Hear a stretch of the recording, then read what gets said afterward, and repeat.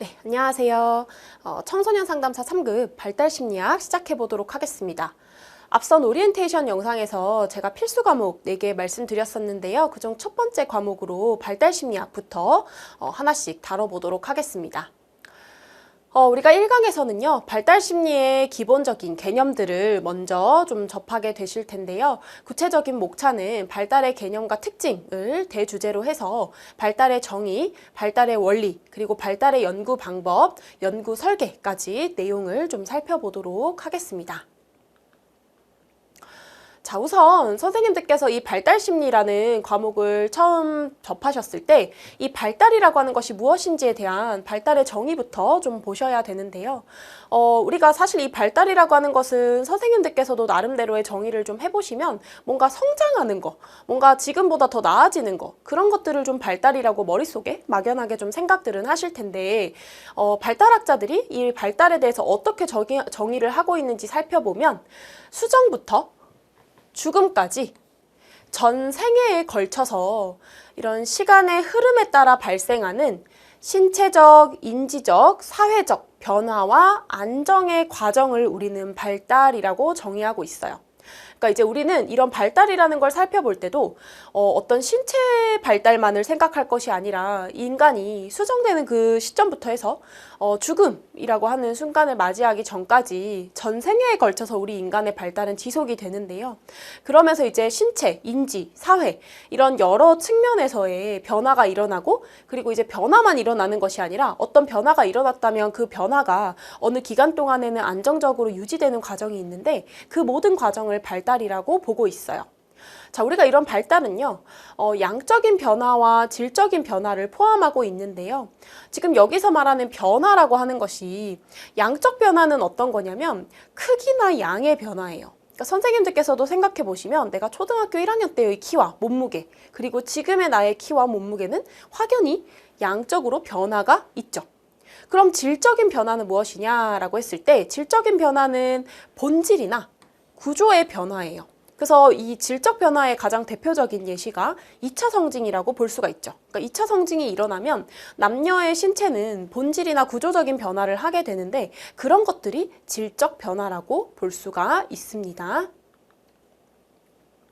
자, 그래서 이제 우리가 이 발달이라고 하는 거는요, 전 생애 발달이라고 하는 개념을 좀 중요하게 보셔야 하는데, 과거의 발달 심리학에서는 이제 우리가 이 발달이라고 했을 때, 영유아, 그리고 아동 청소년의 변화, 그리고 아동 청소년의 발달에 좀 초점을 맞췄다면요, 이제 우리가 이 발달 심리라고 했을 때 발달이라는 개념은 전 생애적으로 접근을 하고 있어요. 그래서 일생의 과정이다. 그래서 우리가 전체 아까 보신 것처럼 수정부터 죽음까지의 그 과정을 전부 다 발달의 개념으로 설명을 하고 있죠.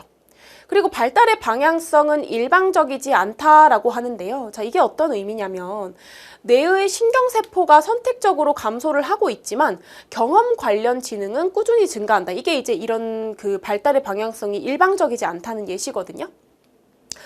우리가 발달이라고 했을 때는 반드시 증가 또는 반드시 감소 이런 측면으로만 생각할 수 있다는 게 아니에요. 우리가 나이가 들어감에 따라 뇌의 신경세포는 계속 선택적으로 감소를 하고 있죠.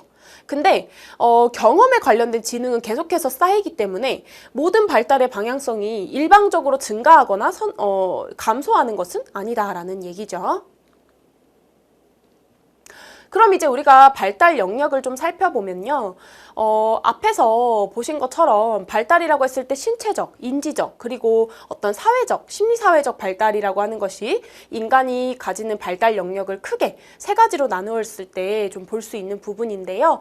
먼저 신체 발달은 선생님들께서 가장 익숙하게 알고 계신 것들이죠. 키, 몸무게부터 해서 골격이나 아니면 이제 우리 몸에서의 신경계통, 근육 이런 것들이 이제 발달에서도 신체 발달과 연관되는 부분이라면 인지 발달이라는 거는 지적인 능력이에요. 그래서 이제 우리가 무언가를 학습하고 또 기억하고 추리해내고 그리고 이제 뭐 어떤 새로운 지식을 습득하고 또 어떤 상황에서의 문제 해결 능력을 발달시키고 그리고 어떤 창의력 이런 것들이 전부 다 인지 발달과 연관이 되어 있어요. 그래서 우리가 신체 발달이 되었다고 해서 반드시 인지 발달이 신체 발달하고 비례해서 막 따라가는 건 아니죠. 그래서 우리가 이 발달이라고 하는 것은 신체 발달, 인지 발달, 심리사회적 발달이 골고루 이루어지는 게 중요하겠죠. 몸만 자라는 거는 사실 우리가 균형 있는 발달이라고 보기는 어려운 거니까요.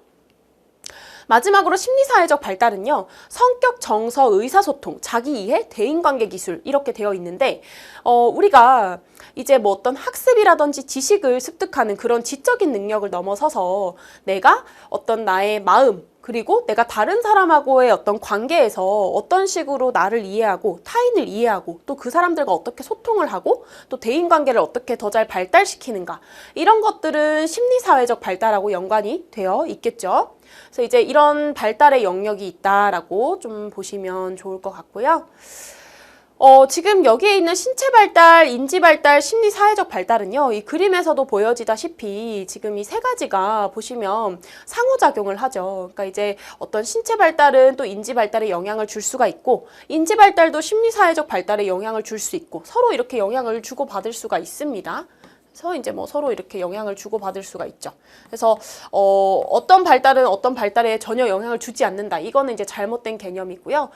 신체 발달도 인지 발달이나 심리 사회적 발달에 영향을 줄 수가 있고, 인지 발달도 마찬가지로 신체 발달이나 심리 사회적 발달 등에 서로 영향을 주고받을 수 있는 관계이기 때문에 서로 유기적으로 연관이 되어 있다라고 정리를 하시면 될 것 같아요.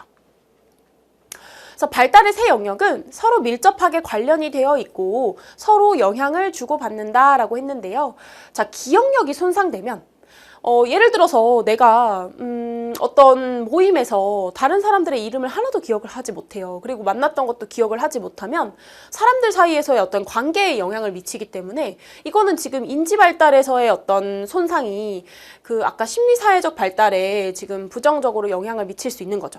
그리고 만약에 언어 발달이 빨라요. 그래서 빨리 다른 사람한테 자신의 의견을 좀 잘 전달할 수 있고 또 이제 효과적으로 다른 사람과 의사소통을 잘 할 수 있게 되면 다른 사람하고 관계가 또 긍정적으로 형성될 수 있기 때문에 우리는 이제 이 발달의 영역들이 서로 관련이 있고 영향을 주고받는다는 것을 이러한 예시로 확인을 할 수가 있는 겁니다.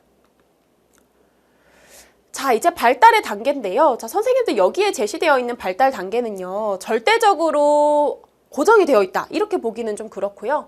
시대나 문화에 따라서 좀 약간은 달라질 수 있어요. 사실 지금 우리는 수명을 건강 수명이라고 하는 것이 계속 늘어나고 있기 때문에 예전에는 사실 이제 50세, 60세만 해도 노인으로 봤었지만 요즘에는 이제 그렇지가 않기 때문에 이제 건강 수명이 점점 늘어나고 있고, 그렇기 때문에 이 발달 단계도 시대적으로는 좀 차이가 날 수는 있는 거죠. 그리고 문화권에 따라서도 좀 수명이 짧은 그런 문화권도 있고 하기 때문에 그냥 참고치로 봤을 때 그냥 이렇게 좀 발달의 단계가 제시가 되고 있구나 정도만 보셔도 좋을 것 같아요. 우리나라는 사실 여기에서 제시한 발달 단계와 그렇게 크게 멀지 않은 그런 문화권인 것 같은데, 보시면 자, 우선은 우리가 수정돼서 출생하기 전까지의 단계를 태내기라고 이야기를 합니다. 태내기. 자, 그 다음에 딱 출생했을 때, 그랬을 때 이제 신생아기라고 하죠. 그래서 선생님들 혹시 이제 아기들 옷 사러 이렇게 한번 가보신 적이 있으신지 모르겠는데, 저도 이제 주변에 친구들이 출산을 많이 하고 해서 그런 아기들 옷 사러 가면 이제 항상 직원분들이 신생아예요? 이렇게 여쭤보시더라고요. 그러니까 신생아는 출생을 해서 진짜 딱 태어난 지 한 달 정도 되는 그런 아기들을 우리가 신생아라고 하죠. 자, 그래서 이제 출생을 하고 한 1개월이 지나서부터 2돌 정도까지의 아이를 우리가 영아라고 합니다. 자, 그리고 2세에서 6세 정도의 아이를 유아라고 이제 칭하고요. 그래서 우리가 이제 아이가 거의 어린이집 다니는 그 단계를 영유아라고 이야기하기도 하죠. 합쳐서. 그래서 이제 아동기는 6에서 12세. 그리고 청소년기는 이제 아이들이 초등학교 들어가서 이제 고학년 정도부터 해서 성인이 되기 직전까지를 우리가 보통 청소년기로 바라보고 있고요. 그 다음에 성인이 되었을 때도 이제 전체적으로 사회 생활을 막 시작해 나가는 그런 이제 성인 정기 단계를 20에서 40세 정도로 본다면, 성인 중기 단계는 이제 그 이후에 노년기를 맞이하기 전까지 은퇴를 준비하는 그 시점까지의 시기를 성인 중기로 보통 구분을 하죠. 그리고 이제 노년기는 은퇴하는 시점부터 해서 죽음으로 이르는 그 단계에 가기까지의 그 기간을 노년기라고 구분을 하고 있습니다. 자, 우리가 이제 발달의 요인을 좀 살펴볼 건데요. 자, 보시면 우리가 이 발달이라고 하는 것이 유전이냐, 환경이냐, 여기에 관해서는 정말 많은 논쟁이 있었던 것 같아요. 이거 제가 선생님들한테 질문을 드려도 되게 다들 다양하게 답변을 하실 텐데요. 저는 사실 조금 더 환경이 맞지 않나라는 생각은 하는데 사실 한쪽으로만 치우쳐서 생각을 할 수가 없는 게 인간의 발달이라고 하는 것은 유전이냐, 환경이냐, 어떤 측면으로 인한 것이냐라고 했을 때 반드시 한쪽 측면에서만 생각할 수는 없다는 거죠. 그러니까 우리가 이 발달의 요인에 관해서 유전이냐 환경이냐라고 하는 것에 대한 입장 차이가 굉장히 다분하기는 했었지만 결국에는 오늘날에는 이 인간의 발달은 유전과 환경의 상호작용으로 인한 결과다라고 좀 많이 정리가 되었다라고 보실 수가 있을 것 같아요. 자, 그 다음에 성숙과 학습 측면에서 보시면 자, 우리가 성숙이라고 하는 거는요. 유전적인 요인으로 자연스럽게 전개되는 생물학적 변화의 과정이라고 했어요. 자, 종의 특성이라고 제가 추가 설명을 해두었는데요. 성숙이라고 하는 거는요. 유전적으로 시간이 지나면 자연스럽게 그냥 이제 변화가 일어나는 그런 과정을 성숙으로 설명을 하고 있는 거죠. 가장 대표적인 게 키나 몸무게예요. 그러니까 우리가 영양을 충분히 섭취한다는 관점에서 봤을 때 태어났을 때의 그 몸무게가 보통 3.5kg? 이렇게 생각했을 때 지금 그 3.5kg를 그대로 성인이 되신 분들은 아무도 없죠. 그렇다는 게 바로 이제 성숙으로서의 발달의 어떤 부분으로 좀 설명을 할 수가 있는 거고요. 이거는 이제 인간만 그런 게 아니라 동물도 보면 태어나서 아주 작았다가 유전적으로 자연스럽게 시간이 지나면 생물학적으로 이런 이제 키나 몸무게에 있어서 변화가 일어나는 걸 성숙으로 보는 겁니다. 자, 근데 학습이라고 하는 거는 어떤 거냐면요. 우리가 변화가 반드시 생물학적인 변화만 있는 것은 아니고요. 유전적으로 내가 이제 가지고 있는 그런 특성으로 인해서 시간이 지남에 따라 자연스럽게 변화하는 거 말고 훈련이나 연습이 필요한 그런 부분들도 있다는 거죠. 그러니까 이제 직접 또는 간접 경험의 산물로서 나타나는 변화를 말하는데요. 태어나서 시간이 지난다고 해서 우리가 자연스럽게 피아노도 칠 줄 알고 농구공 드리블도 할 줄 알고 운전도 할 줄 알고 이러면 사실 이거는 학습으로 볼 수가 없다는 거죠. 그러니까 학습이라고 하는 것은 어떤 훈련이나 연습으로 인해서 우리가 직접적으로 또는 간접적으로 어떤 경험을 함으로써 얻게 되는 그런 변화를 학습으로 보는 거죠. 그래서 이제 이런 내용들은 우리가 충분히 학습을 해야만 우리에게 일어나는 그런 변화로 볼 수가 있다라는 겁니다. 자, 다음으로는 연속성과 불연속성에 대한 개념인데요. 자, 우리가 인간이 발달을 함에 있어서 연속적인 변화가 있는가 하면 불연속적인 변화가 있어요. 자, 우선 연속적인 변화 같은 경우는요. 연속적으로 발생한 어떤 양적인 변화 과정. 아까 선생님들 제가 처음에 설명드릴 때 변화를 양적 변화와 질적 변화 두 가지로 설명을 드렸었는데 기억나세요? 여기서 말하는 연속적 변화가 이런 양적인 변화 과정과 연관이 있어요. 이거는 종류, 그러니까 어떤 근본적인 부분이 변화한다기보다는 정도의 변화라고 볼 수 있는데 가장 대표적인 예시가 선생님들 스펀지가 물에 젖지 않은 상태로 이렇게 작은 스펀지를 물에 담그어 보면 얘가 불어나서 이렇게 커지죠. 그러면 이제 이 스펀지 같은 경우는 우리가 봤을 때 어떤 모양이나 속성에 있어서의 어떤 변화가 있지는 않고요. 이게 지금 양적으로 더 크기만 커진 거예요. 이런 것들을 우리가 연속적 변화로 볼 수 있다면 불연속적 변화 같은 경우는 발달 간의 단계가 구별되어서 나타나는 그런 질적인 변화 과정, 어떤 근본적인 것 자체, 그런 본질적인 변화가 발생한다는 거죠.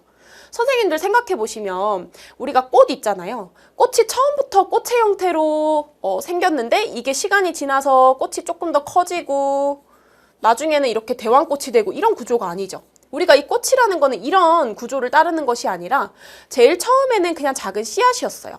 근데 이게 이제 발화를 하면서 이렇게 잎이 되죠. 그러다가 이게 또 조금 더 지나면 이제 한 송이의 꽃이 되는 거잖아요. 이거는 지금 봤을 때 모양에 있어서의 어떤 변화가 나타났어요. 이런 것들을 우리가 질적인 변화라고 볼 수가 있고 이런 것들이 이제 불연속적 변화라는 거예요. 이게 연속되어서 뭔가 양으로만 변화가 일어나는 것이 아니라 본질적으로 어떤 변화가 일어난 거죠. 그래서 우리가 이걸 인간에게 좀 적용을 했을 때는 단순히 이제 키나 몸무게가 변화하는 그런 것들을 떠나서 기는 행동과 걷는 행동은 사실 본질적으로 다른 행동인 거죠. 이런 것들. 그리고 아이가 원래는 추상적인 사고가 불가능했었는데 어느 날 갑자기 추상적 사고가 가능해진다? 그럼 이런 것들도 사실은 불연속적 변화의 예시로 볼 수가 있는 거예요. 그래서 이제 우리가 이 불연속적 변화는 확실하게 단계가 앞 단계하고는 다른 그런 본질적인 변화가 발생했을 때 그런 질적인 변화를 우리가 불연속적 변화라고 정리를 할 수가 있는 겁니다. 자, 다음으로 결정적 시기와 민감한 시기인데요. 자, 우리가 결정적 시기라고 하는 것은 발달이 가장 잘 일어날 수 있는 최적의 시기, 이런 걸로 이제 우리가 결정적 시기라고 해요. 우리 인간이라는 존재는 발달을 함에 있어서 어떤 발달이 굉장히 최적화돼서 잘 나타날 수 있는 시기가 있어요. 그 시기를 놓치면 발달이 일어나기가 굉장히 힘들다라는 게 이 결정적 시기에서의 관점인데요.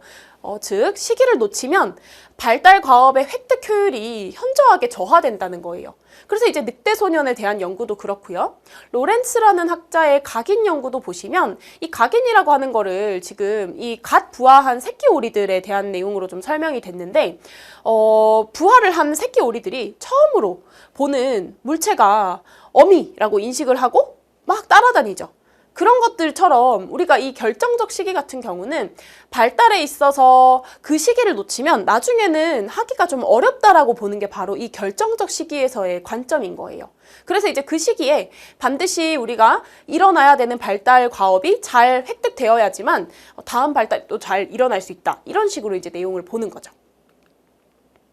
그래서 이제 초기에는 이런 결정적 시기에서의 중요성이 굉장히 강조되었었는데 최근에는 이 결정적 시기라는 것 대신에 민감한 시기의 중요성이 좀 강조되고 있어요. 민감한 시기라는 거는 이제 뭐냐면 유기체가 환경의 특정 종류의 자극에 더욱 민감하게 반응한다라고 했는데 이거 결정적 시기랑 별 차이 없는 거 아닌가요? 이렇게 생각하실 수 있는데 민감한 시기라는 것도 결론적으로는 이제 우리 유기체가 어떤 환경에서 특정한 자극에 되게 민감하게 반응하는 시기는 있다는 거죠. 근데 이때 자극이 결여된다고 해서 무조건적으로 그게 회복될 수 없고 그리고 그때 획득되어야 되는 게 획득되지 못했기 때문에 현저하게 그 능력이 떨어지고 이런 건 아니라는 거죠. 그래서 결정적 시기하고 민감한 시기는 어느 정도 차이가 있어요. 근데 사실 우리가 결정적 시기를 놓치면 다시는 되돌릴 수가 없다. 이제 이렇게 보면 굉장히 그거는 좀 부정적이고 발달에서의 좀 이제 어떤 변화 가능성을 너무 이제 제한적으로 보고 있다면 민감한 시기에서는 그런 건 아닙니다. 그래서 그때의 자극이 좀 결여된다고 하더라도 이게 무조건 회복될 수 없는 것은 아니다. 이렇게 보고 있다는 거죠. 다음으로 발달의 원리에 대해서 보도록 하겠습니다. 제가 선생님들께 소개해드릴 발달의 원리는 크게 7가지가 있는데요. 뒤에서 좀 더 자세하게 하나씩 다룰 거기 때문에 바로 넘어가 보도록 하겠습니다. 자, 첫 번째로요. 발달은 분화와 통합의 과정이다라고 되어 있는데 자, 이거는 뭐 별다른 내용이 아니고 발달이라고 하는 것은 점차 큰 틀, 하나의 전체적인 것에서 부분적인 것으로 하나씩 분화가 되어 가면서 동시에 또 이 모든 분화되었던 그런 것들이 다시 통합되는 그런 과정들을 다 포함하고 있다고 보시면 되세요. 예를 들어서 우리가 귀 같은 경우도 처음에 듣는 것보다 더 세세한 그런 미세한 소리를 들을 수 있는 것까지 귀의 신경이나 이런 것들이 계속 발달을 해나가죠. 손가락 소근육도 마찬가지예요. 예전에는 이제 뭐 팔이나 이런 근육을 쓰다가 점차 손을 쓰고 손가락을 쓰고 이렇게 손가락에 각각에 있는 소근육들이 다 이제 정밀하게 발달을 하게 되면 이렇게 분화되었던 그런 발달이 또다시 통합이 되면서 우리는 어떤 소리를 듣고 피아노 건반을 누를 수 있게 되는 그런 발달이 나타나게 되는 거죠. 이런 것들이 바로 발달에서의 분화와 통합이라고 보시면 되고요. 또 두 번째는 발달에는 일정한 순서가 있다라는 건데요. 그러니까 이제 우리가 이 발달이라고 하는 것이 예측이 가능한 순서로 이루어진다는 거죠.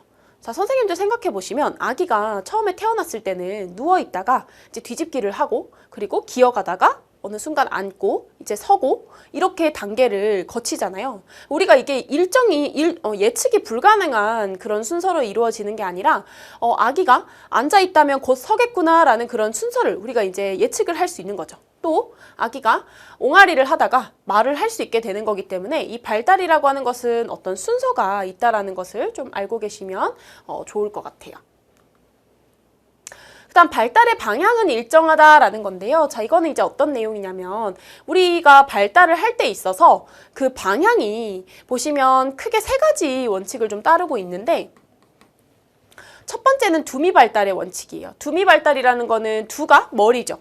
미가 꼬리죠. 그러니까 머리에서 끝으로 발달을 해나간다라고 보시면 되는데 우리 인간이 발달을 할 때는 머리부터 해서 몸통, 다리 순서로 발달을 해나간다라는 그 방향을 기억을 해주시면 되고요. 그 다음에 근원 발달이라는 것은 뭐냐면 안에서 밖으로 발달을 해나간다는 거예요. 가장 중심부인 그런 이제 심장이나 이런 것들이 먼저 발달을 한 다음에 그런 것들이 이제 말초신경이랑 이렇게 바깥 방면으로 발달을 더 해나가게 되기 때문에 근원 발달의 원칙이 또 이제 이런 내용이고요. 그다음 마지막으로 세분화 발달이라는 것은 일반적인 것에서 특수한 것으로, 그러니까 우리가 아까 보셨지만 손가락에 이런 소근육을 쓰게 되기 전까지는 먼저 팔이라든지 이런 그런 대근육이 먼저 발달을 해야 되는 거기 때문에 일단은 일반적인 발달이 먼저 일어나고 그러고 나서 좀 더 세세하게 특수한 발달이 일어나는 것이 바로 세분화 발달 원칙으로 살펴볼 수가 있는 거겠죠. 그래서 발달의 방향은 일정하다에 대한 내용이었습니다. 그 다음에요. 발달은 계속적인 과정이지만 발달의 속도는 일정하지 않다. 자, 이거 보시면 선생님들도 생각해 보시면 아기 때부터 우리는 성인이 되기까지 계속 발달을 해오긴 했어요. 그치만 발달의 속도가 매일매일 일정하게 일어나는 건 아니죠. 그러니까 우리가 신체적으로도 그렇고요. 심리적으로도 그렇고 어떤 발달이라고 하는 그 여정은 계속되고 있기는 하지만 급속도로 성장하는 기간이 존재한다는 거예요. 그러면 이제 우리가 처음에 태어나서 첫 돌까지 아이들이 막 하루 건너 하루 다르다 이런 얘기 하잖아요. 그때는 사실 아이들이 자라는 게 거의 눈으로도 보일 정도로 발달의 속도가 굉장히 빠르죠. 근데 우리가 처음에 출생해서 첫 돌까지, 그러니까 우리가 이제 걷기 시작하는 그때까지 자라는 그 발달 단계를 지금 성인이 돼서도 똑같이 겪는다면 그렇다면 참 좋을 수도 있겠지만 실제로 이런 발달의 속도가 출생부터 죽음까지 봤을 때 일정하게 계속 일어나는 건 아니라는 거예요. 그리고 2차 성징 기간이 되면 이때도 또 이제 남자아이들 같은 경우도 키가 확 자라고 그런 어떤 이제 발달 속도 자체가 다른 때하고는 좀 차이가 난다는 거죠. 그래서 발달은 계속 일어나기는 하지만 그런 속도가 일정하게 유지되는 것은 아니다라는 내용입니다. 다음으로는요. 발달에는 개인차가 있다라는 건데 자, 이거는 보시면 우리 모든 인간은 발달에 있어서 분명히 공통점이 존재해요. 그치만 완전히 똑같은 인간은 존재하지 않는다. 자, 선생님들 쌍둥이들의 경우에도요. 키랑 몸무게랑 이런 것들이 약간이라도 0.1cm라도 모두 다르죠. 그러니까 우리가 이 발달이라는 것은 모두 동일하게 이제 그 어떤 연구에서 제시하는 그런 수준으로 딱 정확하게 일어나는 것이 아니라 사람마다 걷는 속도나 말을 배우는 것이나 이런 것들도 다 차이가 있다는 거예요. 그래서 주변에 아기 키우시는 분들 보시면 이제 좀 아이가 빨리 걷네요. 말을 되게 빨리 텄어요. 이런 얘기들 하죠. 근데 또 어떤 아이들은 좀 느린 아이들도 있는데 그런 것들이 이런 발달에서의 개인차를 보여주고 있다는 것으로 설명이 되는 거죠. 자, 다음으로는요. 발달의 각 영역은 상호 밀접한 연관이 있다. 아까 이거 제가 보여드렸죠. 그러니까 우리가 신체, 인지, 정서, 사회성, 심리, 사회적 발달 이런 모든 발달에서의 영역들은 독립적으로 신체는 그냥 신체만, 인지는 인지만 이런 식으로 독립적으로 발달하고 작용을 한다기보다는요. 서로 간에 밀접한 연관이 있어요. 그렇기 때문에 서로 영향을 주고받는다고 아까 말씀드렸죠. 그래서 이제 뭔가 언어를 빨리 익히면 대인관계나 어떤 심리사회적 발달도 더 빨리 일어날 수도 있는 거고 그런 내용들 말씀을 드렸었습니다. 자, 마지막으로 이제 점성의 원리인데요. 이 내용이 이제 선생님들 점성의 원리가 뭐지? 이렇게 좀 생각하실 수 있는데 이 점성이라고 하는 게 여기 나와 있는 에피랑 제네틱이라고 하는 것의 합성어로 보시면 돼요. 그러니까 이제 뭐냐면 유전에 의존하고 있다. 인간의 발달이라는 것은 유전에 의존한다라는 건데요. 이게 무슨 말이냐면 우리 인간이라는 존재가 발달을 할 때는 유전적으로 타고난 어떤 그런 흐름이 있다는 거예요. 즉 발달이라는 것을 할 때는 이전 단계의 기초 위에서 다음 단계의 발달이 이루어진다는 거죠. 다음 단계에서의 발달이 전혀 새로운 단계에서 일어나는 것이 아니라 이전 단계에서 닦아놓은 그 기초 위에서 다음 발달이 이렇게 일어난다는 게 바로 점성의 원리를 설명하는 거라고 생각하시면 되세요. 그래서 이 발달이라는 것은 미리 예정되어 있는 단계대로 이루어진다는 건데요. 여기에서 이 점성의 원리를 주장한 에릭슨이라는 학자는 심리사회적 발달 단계 8단계를 주장하면서 이 심리사회적 발달 단계에서 앞 단계의 발달이 잘 이루어져야만 다음 단계에서의 발달이 잘 이루어진다라고 또 주장을 하고 있는 거예요. 그래서 이제 우리가 에릭슨의 심리사회적 발달 단계도 다음 시간에 배울 텐데요. 거기에서 이제 8단계, 그러니까 앞 단계에서 뭔가를 잘 이뤄내야지만 다음 단계의 발달도 순탄하게 잘 일어난다라는 것이 바로 이 점성의 원리에 기초한 발달이라고 볼 수가 있다는 거죠. 자, 그 다음에 이제 넘어가서요. 발달의 연구 방법인데요. 자, 선생님들 우리가 이 아이의 발달, 아동의 발달이라고 하는 것을 연구할 때는 여러 가지 방법이 있어요. 근데 이런 연구 방법들은 기본적으로 이제 과학적인 방법을 사용을 하는데 이 과학적 방법이라는 것은 어떤 내용이냐면요. 그냥 내가 아이들을 관찰하면서 저렇게 발달하는구나. 이게 아니라 체계적으로 관찰하고요. 그리고 자료를 수집하고 그리고 이제 이런 것들을 다 토대로 해서 어떤 이제 아동의 발달에 관해서 지속적으로 여러 가지 문제를 제기하고 그에 대한 가설을 좀 세우고 또 이제 그에 대한 답을 찾아나가는 그런 과정을 다 담고 있는 게 과학적 방법이라고 볼 수가 있는 거죠. 그래서 이제 우리가 이 과학적 방법이라는 거는요, 그냥 어떤 질서나 체계 없이 대충 관찰하거나 이런 내용이 아니기 때문에 어떤 이론에 근거하고 있고 그리고 구체적으로 무언가를 예측하고 그리고 어떤 가설을 세웠다면 그걸 검증해 나가는 그런 방식들을 전부 다 포함하고 있다고 보시면 되세요. 자, 우리가 그러면 이렇게 발달에 대한 연구를 할 때는 크게 연구가 기술 연구, 그리고 상관 연구, 실험 연구, 또 어떤 책에는 기술법, 상관법, 실험법 이렇게 또 정리가 되어 있기도 한데요. 크게 그렇게 나누면서도 기술 연구 안에서는 관찰법, 질문지법, 면접법, 사례연구법이 이렇게 들어가 있어요. 그래서 이제 이 연구 방법에 대해서 하나씩 또 천천히 보겠습니다. 자, 먼저 기술 연구인데요. 자, 기술 연구는 제가 앞에서 4가지로 크게 나뉜다고 말씀을 드렸었는데, 자, 기술 연구에서 지금 들어가 있는 첫 번째 관찰법을 보시면, 자, 우리가 관찰법이라는 건 말 그대로, 이제 어떤 그 피험자를 관찰하면서 결과를 얻어가는 연구 방법인 거죠. 우리가 이런 관찰법은요, 크게 2가지로 나눠볼 수가 있는데 자연관찰법은 일상 환경을 그냥 그대로 관찰을 하는 거기 때문에 굉장히 자연스럽다는 장점이 가장 큰 장점이 되긴 하죠. 근데 실제로 관찰하고자 하는 행동이 나타날 때까지 좀 기다려야 되기 때문에 좀 비효율적인 방법이 될 수도 있다라는 거죠. 그러니까 만약에 내가 관찰하고자 하는 행동이 계속 나타나지 않으면 그 행동이 나타날 때까지 계속 피험자를 관찰해야 되기 때문에 좀 피곤할 수 있는 방법입니다. 다음 2번째로 실험실 관찰법은요. 실험실이라고 하는 곳 안에서 인위적으로 그 상황을 만들어요. 그래서 이제 관찰을 하는데 이거는 이제 우리가 자연관찰법하고는 다르게 다른 변인의 영향을 받지 않죠. 뭐 이제 예를 들어서 어떤 아동의 식습관을 관찰하려고 할 때도 그런 아동의 식습관 그리고 체중 변화 이런 것들을 관찰할 때 아동의 그런 행동에 좀 영향을 미칠 수 있는 다른 변인을 다 차단할 수 있다는 건 좋은 방법이긴 한데 근데 이제 일반화가 어렵다라는 그런 단점이 있어요. 왜냐면 이게 자연스럽게 일어난 것이 아니기 때문에 굉장히 통제되고 인위적인 상황에서 관찰을 했기 때문에 그 결과를 일반화할 수 있냐라고 했을 때는 좀 그러기가 어렵다라는 단점이 존재하는 거죠. 그 다음 이제 질문지법은요. 말 그대로 이제 응답자가 질문지를 작성하게끔 하는 방법인데요. 이거는 가장 큰 장점이 관찰이 어려운 행동도 간접적으로 연구를 할 수가 있어요. 그냥 질문지를 작성하게 하면 되기 때문에 실제로 뭘 관찰하거나 그럴 필요가 없죠. 그리고 실제로 질문지법은 이제 시간이나 비용 면에서도 굉장히 경제적이에요.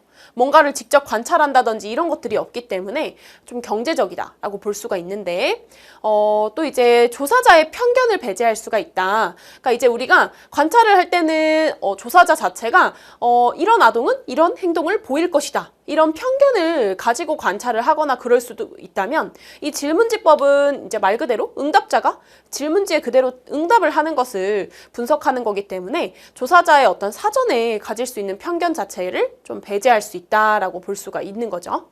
그리고 이제 이 질문지법의 단점은 회수율이 떨어질 수가 있어요. 이렇게 질문지를 다 배부했다고 해서 그 질문지가 100%다 회수가 되는 것은 또 아니고요. 그리고 이제 이런 상황에서 응답자가 이런 질문지를 응답하면서 보일 수 있는 그런 비언어적인 행동이라든지 이런 부분들은 좀 기록을 하거나 관찰하기가 어렵다라는 거겠죠. 그러니까 실제적으로 이 질문지는 응답자가 얼마나 솔직하게 응답을 했는지에만 의존을 해야 되는 거다 보니까 그런 비언어적인 행동을 기록하기도 어렵고 정확도 면에서도 확실하게 이거를 이제 일반화를 할 수가 있느냐라고 했을 때 그것도 좀 의문이다라는 그런 단점도 있는 겁니다. 자, 세 번째는 면접법인데요. 면접법은 이제 질문을 통해서 얻은 반응을 분석하는 방법이라고 했어요. 자, 이거는 실제로 어떤 이제 조사자가 질문지를 가지고 면접을 진행을 하는 거죠. 그러니까 이제 면접을 직접 진행을 해야 되다 보니까 시간이나 비용이 많이 소모될 수 있다라는 점이 또 이제 단점으로 작용을 하는데요. 다만 직접 상호작용을 하면서 이렇게 질문을 주고받고 하기 때문에 어떤 자료를 수집할 때 체계적으로 수집할 수가 있고, 그리고 이제 면접자의 조건이 연구 결과에 영향을 미칠 수 있다라고 했어요. 그럼 이것도 이제 면접자의 성별이나 나이 이런 것들에 따라서 어떤 연구 결과에 이런 성별이나 나이 같은 것들이 어떤 결과값에 영향을 줄 수가 있다라는 거겠죠. 이제 어려운 부분이 없어서 넘어가겠습니다. 자, 우리가 이 면접법은 지금 선생님들 보시면 크게 세 가지로 좀 구분을 해볼 수가 있는데요. 첫 번째로는 구조화된 면접이에요. 이거는 애초에 이제 면접을 진행하는 진행자가 질문을 어떤 형식에 따라서 다 준비해 오죠. 그래서 이제 정해진 형식과 질문 순서에 따라서 체계적으로 진행을 하는데, 이 구조화된 면접은 보통 이제 무슨 방송 같은 데도 보시면 이렇게 MC들이 무슨 대본 같은 걸 가지고 있잖아요. 그러면 이제 그 대본에 따라서 질문을 하나씩 하죠. 제가 보기에는 우리가 이제 재미있게 보는 프로그램 중에 유퀴즈? 이런 프로그램에 보면 거기서 이제 그 두 MC가 이렇게 대본 같은 거를 들고 뭐 제가 알기로는 교수님께서 이런 적이 있다고 하시는데 라고 하면서 정해져 있는 그런 질문을 하나씩 이렇게 하는 것들이 구조화된 면접이라고 볼 수가 있는 거죠. 그다음에 비구조화된 면접은요, 정해진 형식이나 질문, 순서 없이 그냥 자유롭게 질문을 하는 거예요. 이런 것들은 이제 좀 자유롭게, 좀 뭔가 딱딱하지 않은 분위기에서 진행할 수 있다는 그런 장점은 있는 거죠. 근데 이제 이런 비구조화된 면접은 좀 공식적인 자리에서는 어려워요. 왜냐하면 이제 어떤 정해져 있는 질문을 가지지 않은 상태로 질문을 하게 됐을 때 꼭 필요한 질문들을 놓치게 되는 경우들이 발생할 수가 있고, 어떤 돌발 상황 같은 것들이 발생할 수가 있기 때문에 보통 이제 뭔가 공식적이거나 형식적인 자리에서는 좀 구조화된 면접을 많이 하죠. 자, 그리고 반구조화된 면접은요, 중요한 질문만 구조화하고 나머지 질문은 비구조화, 이런 방법도 좀 사용을 할 수가 있어요. 이런 것들은 핵심적인 질문만 이제 좀 던지게 된다면 나머지 질문들은 좀 비구조화로 즉석에서 또 할 수 있는 것들, 이런 것들이 이제 반구조화된 면접이라고 볼 수가 있겠습니다. 자, 그 다음에 사례연구법인데요. 사례연구법은 개인이나 소수 집단에 대한 집중적 연구라고 되어 있어요. 그래서 이 사례연구는요, 개인을 연구하거나 또는 어떤 소수를 연구하기에 굉장히 좀 적합한 방법인 거죠. 그래서 오랜 시간에 걸쳐서 이제 어떤 한 개인이나 소수에 대해서 좀 더 깊이 있는 연구를 진행하게 되고요. 아무래도 개인이나 소수에 대해서 연구를 하다 보니까 어떤 개인의 상황, 그리고 개인의 독특한 그런 복잡한 상황 등을 이제 조금 더 상세하게 접근할 수 있다는 점. 이런 것들은 이제 사실 뭐 질문지법을 사용하는 것보다는 아무래도 이런 개인이나 소수 집단에 대해서 시간을 좀 오랜 시간 동안 걸쳐서 연구를 진행할 때 좀 더 연구 결과에 있어서 좀 의미 있는 값을 얻어낼 수가 있겠죠. 그치만 이 사례 연구는요, 아무래도 개인이나 소수에 좀 집중된 연구다 보니까 아무래도 일반화를 하는 데는 한계가 있을 수 있다라는 게 이 사례 연구에서의 단점으로 보여질 수가 있겠습니다.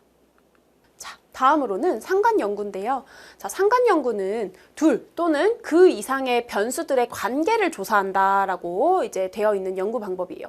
자, 여기에서 보여지는 상관이 있냐 없냐, 이제 그때의 상관하고 같은 내용인데요. 보시면 우리가 상관이라고 했을 때는 크게 두 가지의 상관으로 내용을 좀 정리할 수가 있는데, 첫 번째로 정적 상관 같은 경우는 한 변수의 값이 증가하면 다른 변수 값도 증가하는 거예요. 그러니까 이제 보시면 이런 유형인 거죠.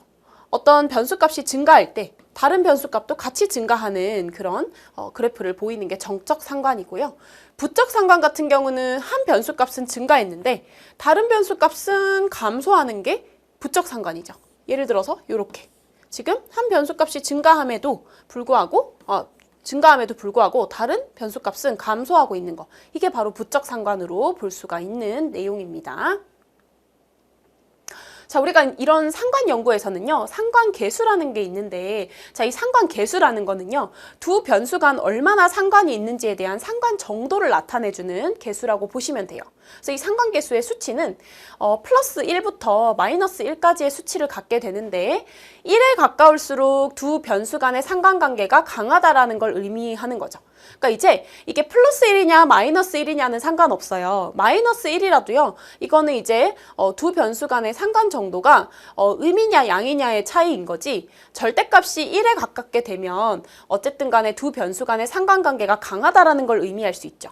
그렇다라는 거는 우리가 0이라고 하는 거는 두 변수 간의 상관관계가 전혀 없다라고 볼 수 있다라고 정리를 할 수가 있어요.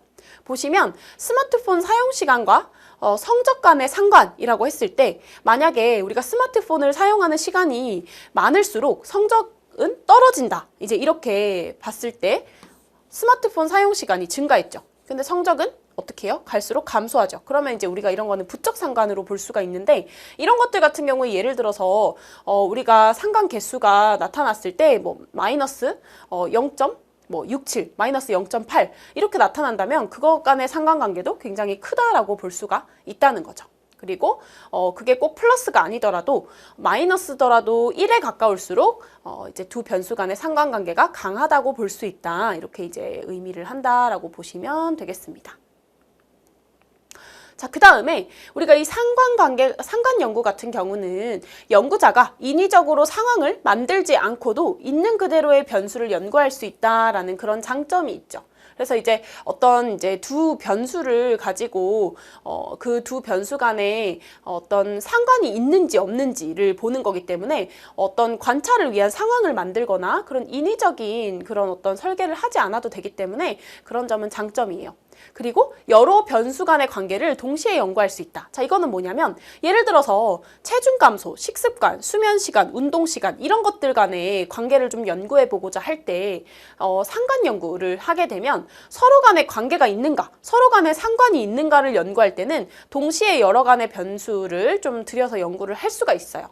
그렇지만 이 상관 연구의 가장 큰 단점은 인과관계를 알 수 없다는 거겠죠. 자, 그 다음에 이제 실험 연구예요. 우리가 이 연구 방법 앞에서 기술 연구, 그 다음 상관 연구, 이제 실험 연구인데요. 자, 실험 연구는 앞서서 상관 연구가 인과관계를 표명하기에는 어렵다라고 했었거든요. 예를 들어서 지금 체중 감소와 식습관, 그리고 식습관과 수면 시간 이런 것들이 서로 상관이 있다 정도는 알 수가 있지만 어떤 것이 어떤 것에 대한 원인이 되고 결과가 된다라는 것은 좀 알기가 어렵기 때문에 이 상관 연구는 변인 간의 인과관계를 밝히는 데는 한계가 있어요. 그래서 이제 우리가 이 실험 연구 같은 경우는 앞선 상관 연구에 있어서 변인 간의 인과관계를 알 수 없었던 부분을 좀 보완해서 인과관계를 표명하는 데 되게 도움이 되는 연구라고 볼 수 있거든요. 그러면 이제 변인들을 좀 더 체계적으로 조작하고 통제함으로써 연구를 진행하는데요. 이 실험 연구 같은 경우는 실험 집단과 통제 집단으로 나눠서 연구를 진행하게 돼요. 실험 집단이라는 거는 우리가 다른 말로는 처치 집단이라고도 하는데 어떤 실험에 필요한 조치를 취하는 집단, 그러니까 처치를 하는 집단인 거죠. 이제 그런 집단이 있고 아무런 조치나 처치를 취하지 않는 그런 통제 집단이 있어요. 자, 그럼 보시면 폭력물 시청이 공격성에 미치는 영향이라고 했을 때 이 폭력물 시청이라는 것이 실제로 이 공격성의 원인이 될 수 있는지를 연구하는 게 바로 이 실험 연구라고 볼 수가 있는 거죠. 그럼 예를 들어서 아이들이 있을 때 실험 집단은 폭력물 시청을 하는 집단이고 그 다음에 통제 집단은 시청을 하지 않는 집단으로 봤을 때 그러면 이제 우리가 여기서 폭력물을 시청하는 것이 실제로 공격성에 영향을 미칠 수 있냐, 이게 이제 원인이 될 수 있냐를 알아보는 거라고 보시면 되겠죠. 근데 우리가 이제 통제를 많이 하게 될수록 연구 결과를 일반화하기는 어려워요. 왜냐하면 극도로 통제가 된 상황에서 일어난 것은 자연스러운 연구 결과로 볼 수가 없기 때문에 일반화에는 어려움이 있을 수 있는 거죠. 그리고 우리가 실험 연구를 진행할 때 모든 변수를 조작하기는 어렵기 때문에 반드시 지금 이렇게 두 가지 변인에 있어서 어떤 변인이 또 다른 변인의 원인이 된다라고 확실하게 정의를 하는 것은 또 어려울 수가 있다라고 볼 수가 있는 거죠. 네, 이런 게 이제 실험 연구에 대한 설명이었습니다. 자, 그러면 이제 우리가 연구 설계에 대한 부분을 보면 이제 1강이 끝나는데요. 우리가 연구 설계는 크게 시간적 차원에서 봤을 때는 횡단 연구, 종단 연구, 그리고 계열 설계법이 있고요. 그 다음에 자료의 성격면으로 봤을 때는 양적 연구와 질적 연구로 좀 나눠볼 수가 있는데, 자, 먼저 시간적 차원에서의 연구를 보도록 하겠습니다. 첫 번째로는 횡단 연구예요. 횡단 연구는요, 연령이 다른 대상을 동시에 관찰하는 방법이라고 했어요. 자, 이제 보시면 사람들은 나이가 들에 따라 어떻게 변하는가, 이제 이런 주제가 있다고 생각했을 때, 자, 예를 들어서 연령이 다른 대상을 동시에 관찰한다고 했어요. 그러면 10살, 13살, 16살 이라고 하는 이 연구 대상을 각각 100명씩 표집을 해서 동시에 관찰을 하는 거죠.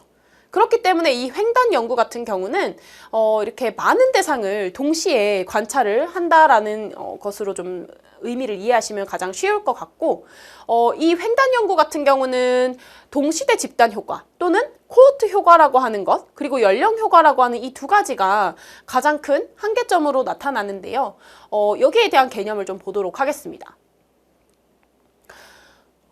지금 동시대 집단 효과, 즉 코호트 효과라고 하는 거는 뭐냐면요, 관찰돼서 나타난 차이가 발달에서의 어떤 변화다라고 얘기를 하기보다는 그냥 그 동시대에 태어난 사람들이 같은 문화나 사회적인 환경을 같이 경험을 하고 같이 공유를 했잖아요. 그렇기 때문에 나타나는 효과지 이걸 어떤 발달적인 변화로 보기는 어렵다라는 거거든요.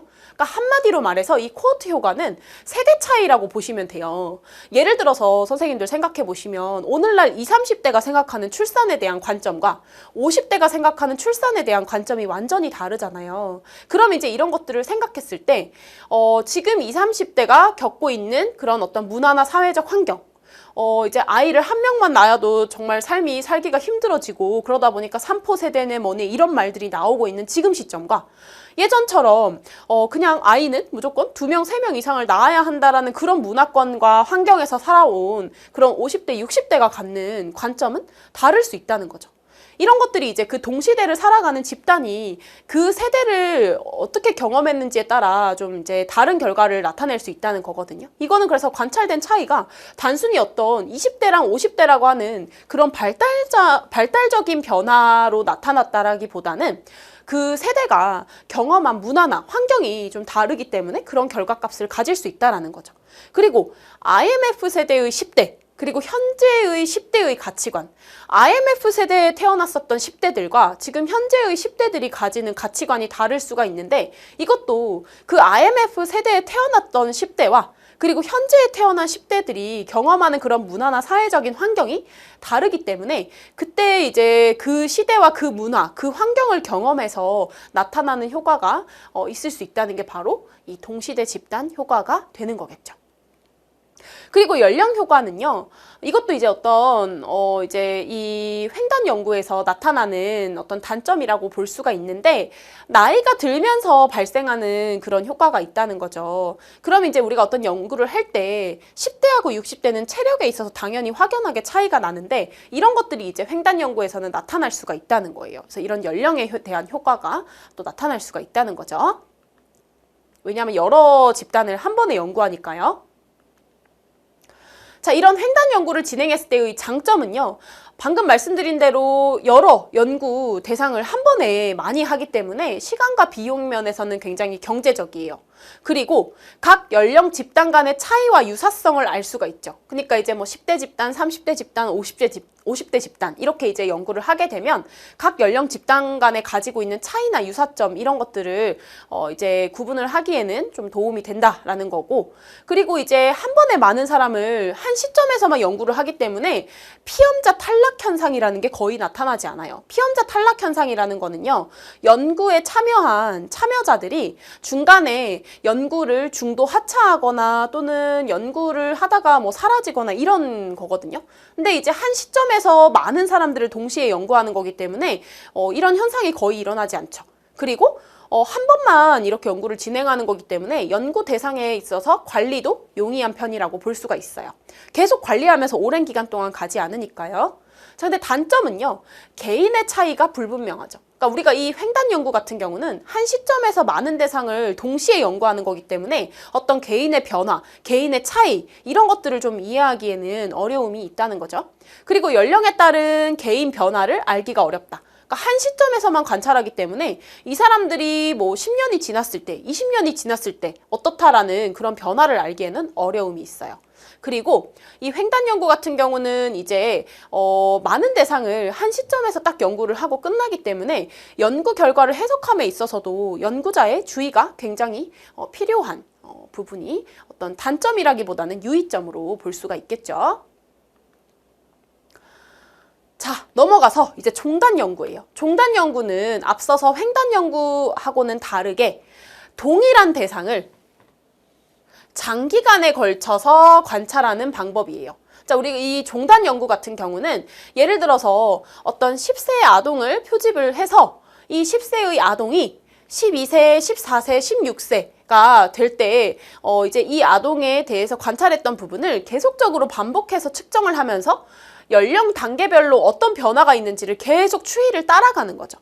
그럼 이제 우리가 이 종단 연구 같은 경우는 많은 대상을 한 시점에서 연구하고 딱 끝나는 게 아니라 동일한 대상 또는 동일한 어떤 집단을 좀 더 장기간에 걸쳐서 어떤 변화가 있는지를 계속 추적해서 연구를 해나가는 거예요. 그래서 이제 우리가 이 종단 연구는 앞서서 나타났던 어떤 코호트 효과라든지 또는 이제 연령 효과나 이런 것보다는 측정 시기 효과 발생 가능성이 있다 이렇게 보는데, 자, 측정 시기 효과라는 건 뭐냐면 연구가 이루어지는 시점에 사회 문화적 요인들이 피험자에게 영향을 미칠 수 있다라는 건데요. 자, 선생님도 이거 보시면 그 코호트 효과랑 좀 되게 헷갈리실 수가 있는데, 코호트 효과도 아까 전에 어떤 그 시대의 문화나 환경을 공유한 사람들 간에 같은 특징이 나타날 수 있다고 하지 않았나요? 이렇게 이제 접근하실 수 있는 거죠.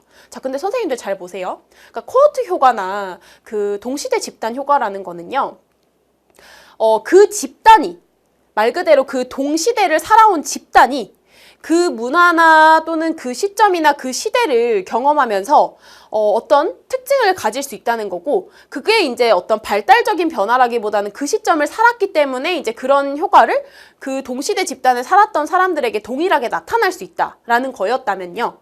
측정 시기 효과라는 건 뭐냐면요. 지금 우리가 이 종단 연구 같은 경우는 한 대상을 계속 추적해서 연구를 하잖아요. 그러면 우리가 예를 들어서 어떤 이제 10세의 아동을 관찰을 하는데, 이 아동이 12세가 됐을 때, 14세가 됐을 때, 16세가 됐을 때 계속 추적 관찰을 하죠.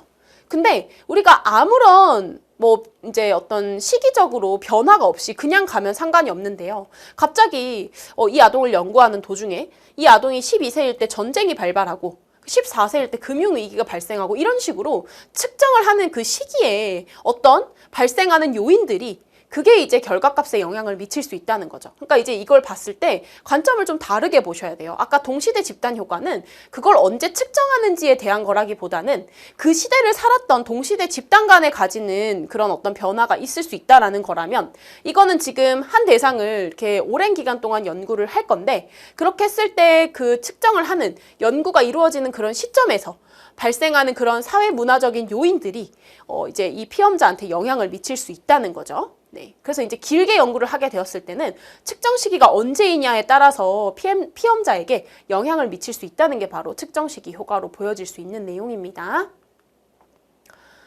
자, 이 종단 연구의 장점과 단점 보시면, 장점은 개인의 시간에 따른 발달의 변화를 알아볼 수 있다. 그러니까 한 대상이나 한 집단을 가지고 오랜 기간 동안 연구를 하기 때문에 발달 변화를 좀 알아보는 데는 도움이 되죠. 그리고 코호트 효과를 예방할 수가 있다라고 했어요. 그러니까 이제 동시대 집단, 그러니까 아까 전처럼 한 번에 많은 그 동시대 집단을 연구하는 그런 게 아니기 때문에 코호트 효과는 예방할 수 있죠. 근데 단점은요, 한 대상을 그렇게 오랜 기간 동안 관찰하고 연구를 해야 되기 때문에 그만큼 시간이나 비용적인 부분에 있어서 좀 그 비경제적이라고 볼 수 있고, 그리고 피험자 탈락 현상이 발생할 수 있어요. 아까 이거는 이제 우리가 횡단 연구에서는 피험자 탈락 현상을 예방할 수 있다라고 했었는데, 종단 연구는 이런 피험자 탈락 현상이 반드시 발생할 수밖에 없는 게, 예를 들어서 이제 10세의 아동을 뭐 이제 10명을 표집을 해서 연구를 하는데, 만약에 이제 서울시에서 연구를 했어요. 근데 그 중에 2명은 부산으로 뭐 전학을 간다든지, 또 1명은 아파서 이제 병원 치료를 받는다고 중간에 이제 연구를 관둔다든지, 이런 식으로 피험자 탈락 현상이 발생할 수 있다는 거죠. 그러다 보니까 이제 이런 것들을 토대로 봤을 때는 연구 결과를 일반화하는 데도 굉장히 한계가 있고, 그리고 이제 같은 검사를 계속 주기적으로 반복적으로 실시를 하다 보면 연습 효과가 나타나요. 이거 예전에 했었던 건데 라는 생각을 가지고 완전히 새로운 검사에 노출되는 것이 아니다 보니까 계속 반복적으로 검사를 하다 보면 그 검사에 대해서 좀 학습하게 되는 것들이 나타날 수도 있다는 거죠. 네, 이런 것들이 이제 종단 연구의 단점으로 볼 수 있습니다. 자, 이제 그러면 앞서서 이야기했던 횡단 연구와 종단 연구, 두 연구는 장점도 있지만 단점도 있었어요. 특히 횡단 연구 같은 경우는 코호트 효과나 연령 효과가 나타날 수 있었던 거고, 종단 연구 같은 경우는 이제 측정 시기 효과 이런 것들이 나타날 수 있었잖아요. 그러다 보니까 이 계열 설계법은 횡단 연구와 종단 연구의 그런 좋은 점들을 같이 합쳐가지고 몇 개의 동시대 집단을 몇 차례에 걸쳐서 측정한다. 즉, 지금 보시면 횡단적 연구와 종단적 연구를 같이 합쳐서 진행하는 거죠. 그래서 각기 다른 연령의 집단을 일정 기간 동안 지속적으로 평가한다. 즉, 각기 다른 연령의 집단, 즉 몇 개의 동시대 집단을 표집해서 한다는 거는 횡단 연구의 측면을 따르고 있고요. 일정 기간 동안 좀 지속적으로 한다는 거는 종단 연구를 좀 따르고 있는 거죠. 이렇게 진행하는 게 바로 계열 설계법이에요. 이렇게 진행했을 때 앞서서 횡단 연구와 종단 연구가 가졌던 한계점들이 많이 보완이 된다라고 볼 수가 있는 거죠. 장점은요, 측정 시기 효과, 연령 효과, 코호트 효과의 영향을 덜 받게 된다. 왜냐하면 좋은 점들만 다 합쳐서 만든 거니까요.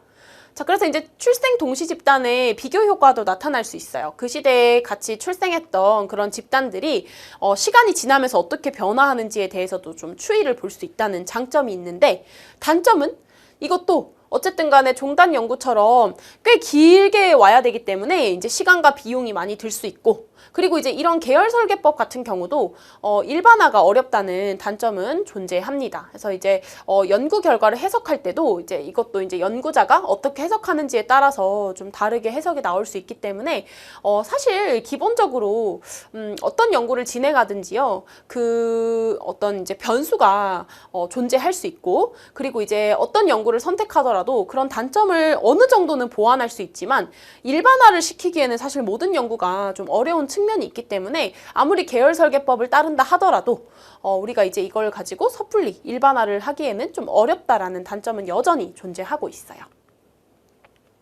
자, 그래서 그림으로 보시게 되면 우리가 지금 여기서 종단 연구 같은 경우는 여기 조금 잘렸는데 지금 보세요. 여기서 지금 1960년에 태어난 20세를 대상으로 해서 어떻게 연구를 하냐면 지금 이렇게 2020년까지 쭉 측정을 하는 거죠. 이런 식으로. 그래서 이제 이 사람이 40살이 되었을 때, 그 다음에 60살이 되었을 때 어떻게 보이는지를 지금 한 대상을 이렇게 꾸준히 연구하는 게 종단 연구라면, 이 횡단 연구 같은 경우는 지금 여기 보시면 측정 시기가 2020년에 어떻게 해요? 20세와 40세와 60세를 한 번에 한 시점에서 이렇게 동시대에 이제 이렇게 연구를 진행하는 거죠. 그래서 지금 우리가 횡단 연구 같은 경우는 종단 연구하고는 다르게 아까 전에 코호트 효과가 나타날 수 있다고 했어요. 그러니까 20세에 해당하는 사람 100명, 40세에 해당하는 사람 100명, 60세에 해당하는 사람 100명. 그럼 이제 여기 지금 이 많은 300명을 한 번에 2020년에 딱 연구하고 끝나는 거기 때문에 지금 그렇게 됐을 때 20세가 경험한 거, 40세가 경험한 거, 60세가 경험한 그런 시대들이 전부 다 다를 수 있기 때문에 그런 코호트 효과가 나타날 수 있다라고 말씀을 드렸었고요. 그리고 이 종단 연구 같은 경우는 지금 1960년에 태어난 이 20세가 지금 2020년이 될 때까지 쭉 이렇게 측정을 하면서 측정 시기 효과에 따라서 좀 영향을 받을 수 있다라는 그런 측면이 있다라는 거겠죠. 네, 이렇게 이제 보실 수 있고, 계열 설계법은 이렇게 이제 보완이 된 거예요. 지금 여기 보시면 지금 여기서 횡단적인 부분과 종단적인 부분이 다 반영이 되어 있다고 볼 수 있는 거죠. 지금 측정하는 시점에서 10세, 30세, 50세에 있었던 사람들이 20년이 지나면 어떻게 돼요? 30세, 50세, 70세가 되고 또 20년이 지나면 50세, 70세, 90세가 되는 거죠. 지금 이런 식으로 연구를 하게 되면 기본적으로 지금 이 집단을 계속 이렇게 가지고 가면서 연구를 하기 때문에 이거를 비교할 때는 어떻게도 해볼 수 있냐면 이렇게도 볼 수 있는 거예요. 시대가 지나가면서 해당하는 나이가 이렇게 20년씩 지나왔을 때 어떤 차이가 있는지도 좀 볼 수 있는 거죠. 그렇기 때문에 이 계열 설계법 같은 경우는 횡단 연구와 종단 연구가 가지는 어떤 한계를 충분히 보완하고 있는 연구라고 볼 수가 있습니다. 네, 이렇게 정리를 하시면 되겠죠. 자, 그 다음에 이제 자료의 성격으로 연구 설계를 좀 보게 되면 어떻게 보실 수 있냐면 양적 연구와 질적 연구로 나눠보실 수가 있는데, 양적 연구는 수집한 자료를 계량화하고 수량화하고 그래서 그 관계를 통계 분석으로 밝혀낸다고 했어요. 그러니까 이제 우리가 이 양적 연구 같은 경우는요, 지금 여기 보신 것처럼 자료를 수치화하고 그리고 계량화하고 그리고 이걸 가지고 통계 수치를 뭐 만들어내고 이런 것들에 좀 초점을 두고 있는 연구라고 보시면 돼요. 그러다 보니까 그 수집한 자료가 얼마나 좀 정확하냐 이런 걸 가지고 객관성이나 보편성을 좀 이제 그 정의 내릴 수 있는 연구이기 때문에 이제 이런 부분을 중요하게 보고 있고요.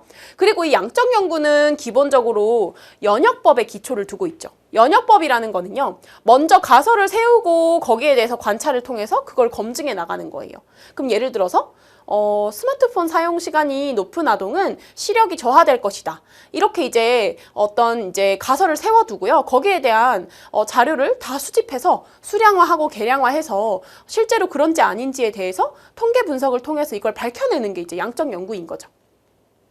그래서 연구 결과의 일반화에 좀 더 용이하다라고 볼 수가 있어요. 왜냐면은 이제 여기서 객관성과 보편성을 강조하기 때문에 그만큼 어떤 이제 수치가 객관적으로 많이 밝혀지고 그리고 그 관계에 있어서 그렇다라는 영향을 미친다라는 걸 알게 됐을 때 이걸 가지고 좀 더 일반화를 하기에는 용이하다라고 볼 수가 있는 게 바로 양적 연구죠. 자, 그럼 이제 질적 연구는요, 의미와 맥락이 중요하며 연구자와 대상자 간 상호작용이 중요한 연구다라고 했거든요.